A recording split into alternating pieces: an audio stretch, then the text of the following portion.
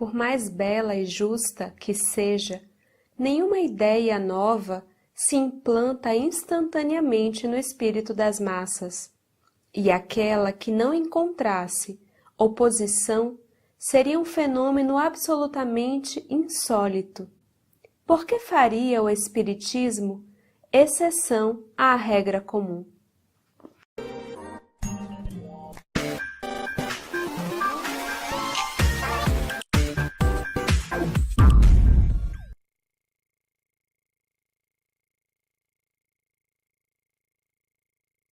O episódio de hoje está na Revista Espírita de setembro de 1858 e tem como título Propagação do Espiritismo. Kardec inicia o artigo dizendo o seguinte: passa-se um fenômeno notável com a propagação do Espiritismo. Ressuscitado das crenças antigas, há apenas alguns anos, não fez sua aparição entre nós à sombra dos mistérios, como outrora, mas em plena luz e à vista de todo mundo. Para algumas pessoas, os fenômenos que eclodiam em diferentes localidades, principalmente naquela época as comunicações espíritas, através de mesas girantes e de vários desses fenômenos de efeitos físicos que chamavam a atenção das pessoas, para muitos chamava a atenção apenas da curiosidade, era um divertimento e vários grupamentos se reuniam apenas para dar risada, para entreter-se. Outras pessoas assumiram uma postura de indiferença àqueles fenômenos e uma grande maioria um comportamento de incredulidade. E isso nada tem de surpreendente. Até mesmo Jesus, com toda a sua bondade, com toda a sua grandeza, luminosidade, encontrou inúmeros opositores, até mesmo entre o povo judeu.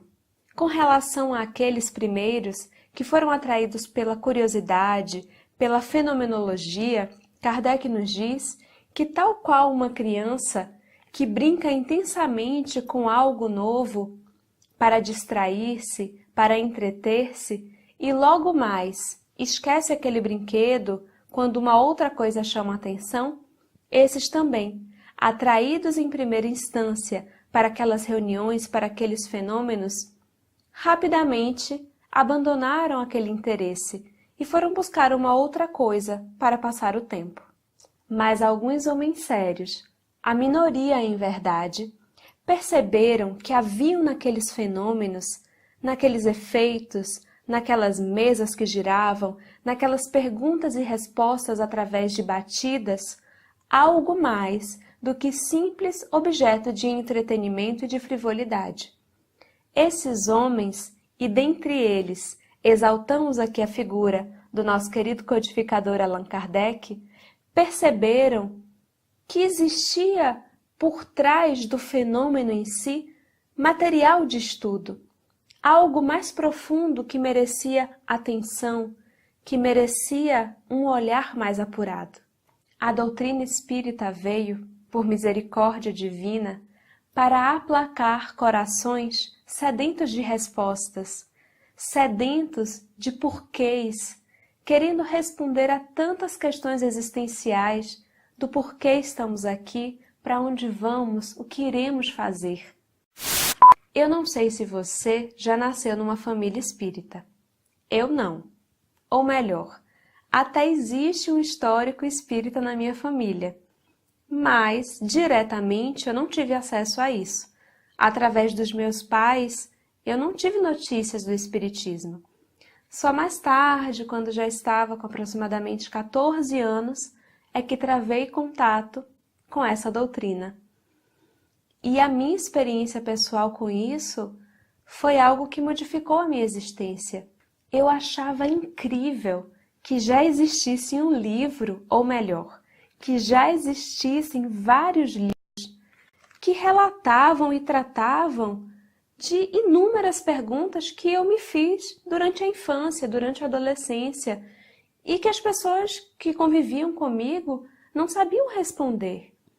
Então eu tinha vontade de noticiar aquilo a todos, Porque se para mim era tão importante, se para mim estava aplacando a minha sede, será que não existiam outras pessoas também sedentas daquilo, querendo aquelas respostas?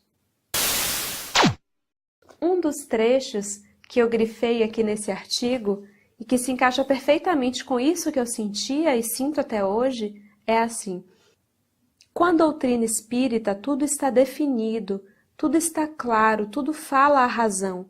Numa palavra, tudo se explica. E os que se aprofundaram em sua essência encontram nela uma satisfação interior, à qual não mais desejam renunciar.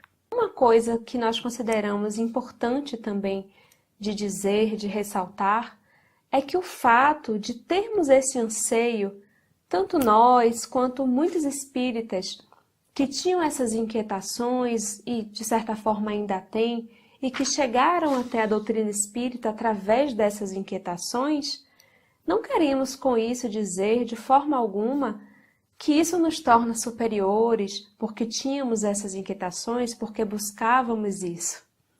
Talvez até muito pelo contrário. Porque existem pessoas, existem companheiros que não precisaram dessas respostas para encontrar o caminho. Não precisaram dessas respostas para entender o que precisavam fazer aqui e para fazê-lo, para seguir o bem, para integrar a falange do bem. Existem companheiros que lá atrás, em encarnações passadas, simplesmente compreendendo a existência de um Deus que é Pai, que é bom, que é justo, isso para eles foi o suficiente e alavancaram a própria existência. Mas, pessoalmente, acredito que lá atrás não compreendi isso, não compreendi muito bem, não soube o que fazer com isso e fiquei dando voltas e voltas. E então, pela misericórdia divina, para facilitar a caminhada, veio a doutrina espírita com a coisa mais mastigada, mais desenhada, para dizer assim, olha, vou detalhar o mapa para ver se agora vai. Não sei se você se encaixa nesse grupo, mas eu acho que eu me encaixo nesse daí. Um dado muito interessante que Kardec também traz nesse artigo é sobre a repercussão da Revista Espírita, que aqui estava no mês de setembro. E nós lembremos que começou lá em janeiro de 1858. Então aqui ele fala do alcance da Revista Espírita naquela época.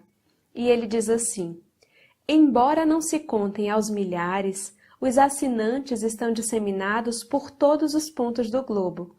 Além dos de Paris e dos departamentos, nós os possuímos na Inglaterra, Escócia, Holanda, Bélgica e Prússia, em São Petersburgo, Moscou, Nápoles, Florença, Milão, Gênova, Turim, Genebra, Madrid e Xangai. Na China e na Batávia, em Cayena, no México e no Canadá, nos Estados Unidos e etc. Kardec nos diz que o crescimento, a propagação dos adeptos, dos conhecedores, dos simpatizantes da doutrina espírita se devia à força da própria doutrina, porque, em verdade, os meios de comunicação da época, prioritariamente os jornais, não davam muita publicidade, principalmente na França, davam pouquíssima publicidade aos fenômenos espíritas. Ele até diz que, no máximo, o Sr. Home, que nós já tratamos em outro episódio, é que era digno de alguma nota, por conta dos seus feitos, das suas passagens, da atenção que era dada àquilo, mas algo ainda muito sutil. Mas que a força do próprio conteúdo, da própria mensagem, é que estava sendo responsável pelo crescimento daqueles que eram adeptos ou que simpatizavam com essa doutrina. E nos diz que tudo isso seria apenas uma questão de tempo. Quando uma ideia não tem raízes, pode lançar um brilho passageiro, semelhante a essas flores que fazemos desenvolver à força, mas que em breve por falta de sustento, morrem, e delas não mais se fala. Ao contrário, as que têm uma base séria crescem e persistem, terminando por identificar-se de tal modo com os nossos hábitos que mais tarde nos admiramos de um dia havermos passado sem elas. Já mais para o final do artigo, Kardec faz uma divisão muito legal em 4 períodos distintos da propagação do Espiritismo. Primeiro, um período de curiosidade, que ele aqui fala como sendo um período que já estava passando, que é o período das mesas girantes, dos espíritos batedores, daquelas reuniões para chamar a atenção do fenômeno.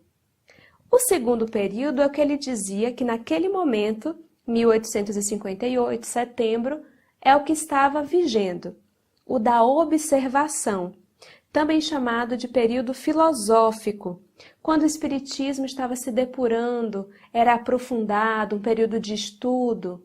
E em seguida viriam mais 2 períodos. Olha só, período de admissão, no qual o Espiritismo ocupará uma posição oficial entre as crenças oficialmente reconhecidas. Nós consideramos que esse período já chegou. Você acha o quê? O Espiritismo já ocupa uma posição entre as crenças oficialmente reconhecidas? Nós acreditamos que sim. E o último período, o da influência sobre a ordem social. A humanidade, então, sob a influência dessas ideias, entrará num novo caminho moral. Desde hoje, essa influência é individual, mais tarde agirá sobre as massas, para a felicidade geral. Esse último consiste no principal objetivo da doutrina espírita: influenciar a ordem moral, através das suas verdades, verdades universais.